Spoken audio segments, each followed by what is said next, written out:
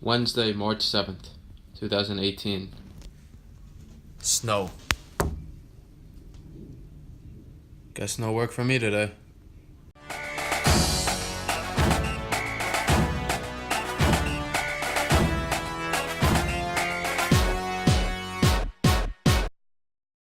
Welcome, entrepreneurs, and welcome back, proprietors. You are now tuned in to the 14th episode of Proprietor Chronicles.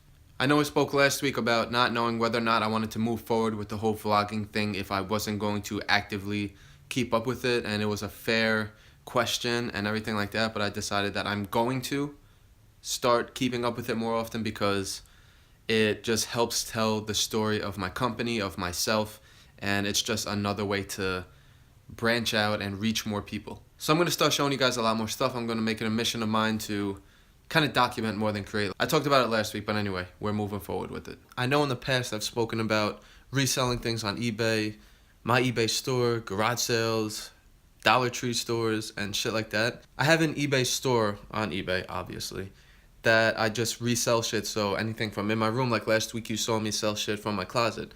I go to garage sales, buy them cheap, sell them on eBay for a double, triple, whatever the price.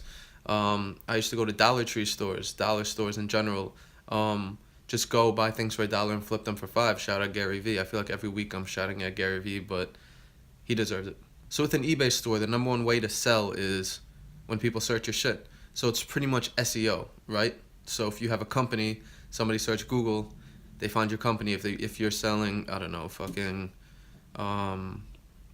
tree cutters, and you rank really high on the list on Google, there's a good chance that someone's going to come and buy it from you. On eBay, if you're selling a Guitar Hero guitar, they search Guitar Hero guitar and you're pretty high up on the list, it's a good chance that you're going to sell it. So SEO on eBay is really the primary way to sell. And I decided that that wasn't enough for me, that I wanted other ways to sell. So that when I put shit up, people were waiting for me to put shit up. People were waiting for me to update my inventory instead of just, oh, whatever, like when somebody finds it, hopefully they think this is cool and buy it. No, like, I want people to be like, oh shit, what is, this eBay store gonna have next? So, with that being said, I created Long Island Attic. I've never had my personal name as my eBay username or anything like that. I wanted to kind of make it a store instead of a person. And I created Long Island Attic maybe about a year ago. And when I say create, pretty much what I meant was put a background that has an attic, have the username Long Island Attic, and write we instead of me when I was messaging people, or people were messaging me or whatever. It's not much, but it gives Long Island Attic some credibility. So when people go, oh, should I buy this? And you go to look at the reviews, oh, this store has 90-something reviews, they're all good, like, okay, must be legit. So what I've done now is I bought longislandattic.com, so that whenever people go to longislandattic.com, they just go and it automatically forwards them to our eBay store. So I don't actually have to have a website. I literally just have the domain and forward it, because what's the point of having a website for an eBay store? Like, eBay already does all that shit for you. I registered at Long Island Attic on Twitter and Instagram, and going to be publishing more on that, so that when I get a new product in, when I go to garage sale and say, hey, check this out, people are like, oh shit, this looks cool, let me click on the link in the bio, let me click this link, let me go check it out. I want that. And it's not going to be one specific genre of things, which might come back to hurt me, but I'm not sure, we'll see. It's going to be a thing where people say, oh shit, Long Island Attic just added this to their eBay store, just added this to the eBay store, just added this to the eBay store, like, that's cool, let me check this out, let me check this out. And I'm going to kind of not only just post the products like, hey guys, this is what we got, but maybe give out some tips, maybe tell a story behind a product, maybe make a video on something, just do a lot of different things so that we have a following, and those followers are waiting for us to add more inventory and always looking to buy cool shit, and we're gonna kind of create not a community, but a following around that. I just thought that was a good idea. Like, why only have SEO as a strategy to sell on eBay when you can have people waiting to see what you put up on eBay, to be a follower of your company, not only your eBay store, but a company. I'm gonna kind of make it a brand. It's just going to be a way for me to sell more, make more money, and ultimately accomplish my dreams. So with that being said, I sold this thing today, shipping it out. Can't even see, it's like a Asian fan. I got this shit like a year ago. I went to Dollar Tree, because Gary V told me to, bought shit for $1, and sold it for a lot more than $1, but Obviously, it's at a small scale, but it taught me a lot of things like how to ship. It taught me a lot of things like eBay fees. It taught me a lot of things like supply and demand, just pretty much how to use eBay. And it was really cool. Like, I sold this thing for $5. That's 5 times what I paid for it. And obviously, you have to pay for shipping. And like I said, it's at a small scale, so I don't make that much money after.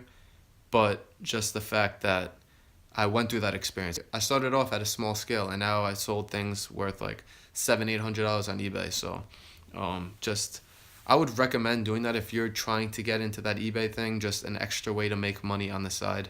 I would definitely recommend going to Dollar Tree. You literally scan everything, go to completed items. If you're looking at a candle at Dollar Tree and it sells for $1, obviously, but on eBay, people are listing it at $10, and $10 completed listings, nobody's buying it. But when everybody puts it at $6, it's all green. Everybody's buying it at $6. You have to say, okay, well, let me subtract the shipping, let me subtract the fees. Is it worth it? And ultimately, you can make that decision, and it's just a nice way to make money on the side. And you could do that with garage sales, but starting at Dollar Tree, it's a low risk, and you could kind of learn the system before you go out and buy, products that are worth hundreds of dollars or thousands of dollars, whatever. So we're starting up a new segment here on Proprietor Chronicles called Q&A.